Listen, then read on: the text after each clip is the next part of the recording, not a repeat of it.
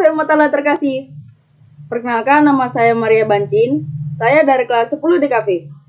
Saya akan mengidentifikasi satu materi tentang Allah Tritunggal. Jangan kemana-mana ya.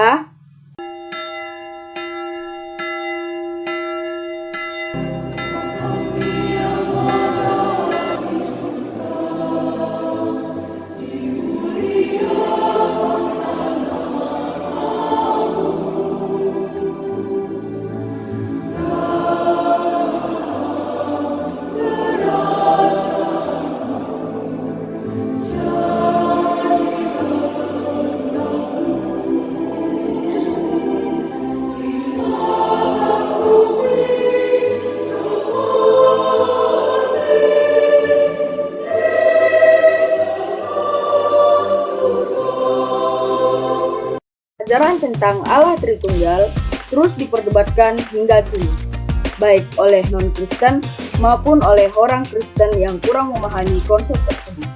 Banyak yang mengira bahwa Kristen percaya kepada 3 Tuhan, padahal iman Kristen menegaskan bahwa Allah itu Esa dalam kodrat, namun 3 dalam pribadi. Yang pertama Allah Bapa, yang kedua Allah Putra, dan yang ketiga Allah Roh Kudus.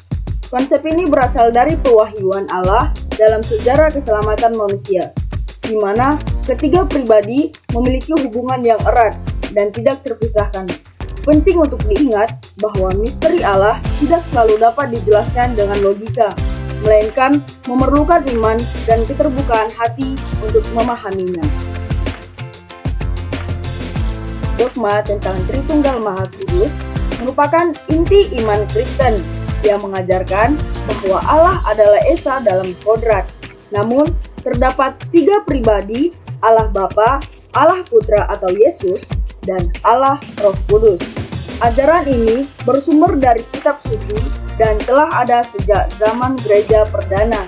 Pentingnya dogma ini ditegaskan pada Konsili Nikea 325 yang menyatakan kesetaraan Yesus dengan Bapa untuk melawan ajaran sesat seperti Arianisme dan Sabellianisme. Iman kepada Allah Tritunggal merupakan hasil dari pewahyuan Allah selama sejarah keselamatan manusia. Allah Bapa adalah pencipta dan penebus. Yesus datang untuk menebus dosa manusia dan menunjukkan kuasanya melalui kebangkitan, dan Roh Kudus menguduskan serta membaharui umat manusia. Kunci untuk memahami Tritunggal adalah melalui wahyu Allah yang menunjukkan cinta dan kebaikannya dalam menciptakan dan menyelamatkan manusia. Dogma tentang Allah Tritunggal menurut Katekismus Gereja Katolik atau KGK menegaskan bahwa Tritunggal adalah satu Allah dalam 3 pribadi, Bapa, Putra, dan Roh Kudus, yang masing-masing adalah Allah sepenuhnya tanpa membagi kealahan. Ketiga pribadi ilahi ini secara real berbeda satu sama lain. Bapa melahirkan Putra dan Roh Kudus dihembuskan. Meskipun berbeda, hubungan antara pribadi ini tidak memecahkan kesatuan ilahi, melainkan menegaskan kesatuan dalam keberagaman mereka. Bapa, Putra, dan Roh Kudus saling terhubung dalam hubungan yang harmonis sebagai 3 pribadi yang berbeda tetapi satu dalam hakikat dan substansi. Perisai Allah Tritunggal adalah sebuah diagram kuno yang menggambarkan konsep ini, memperlihatkan bahwa setiap pribadi adalah Allah sendiri meskipun berbeda. Pemahaman tentang Allah Tritunggal dapat ditemukan dalam kitab suci yang menegaskan hakikat tunggal Allah yang dinyatakan dalam 3 pribadi, Bapa, Putra atau Yesus Kristus, dan Roh Kudus. Beberapa ayat yang berbicara tentang konsep ini termasuk Matius 3 ayat 16 sampai 17, Matius 28 ayat 18 sampai 20, dan Markus 12 ayat 36, yang semua menunjukkan hubungan dan peran masing-masing pribadi dalam keselamatan umat manusia. Adapun ayat-ayat yang menunjukkan pengajaran tentang Allah Tritunggal adalah sebagai berikut. Yang pertama ada Lukas ayat 1-35. Malaikat Gabriel menjelaskan kepada Maria bahwa Roh Kudus akan turun atasnya dan anak yang lahir dari Maria akan disebut anak Allah atau Yesus. Yang kedua ada Yohanes 1 ayat 33. Yohanes Pembaptis bersaksi bahwa dia diutus oleh Bapa dan mengenal Yesus sebagai yang akan berbaptis dengan Roh Kudus. Yang ketiga ada Yohanes 10 ayat 30. Yesus menyatakan persatuannya dengan Bapa, menegaskan bahwa Ia dan Bapa adalah satu. Yang keempat ada Kisah Para Rasul ayat 20-28.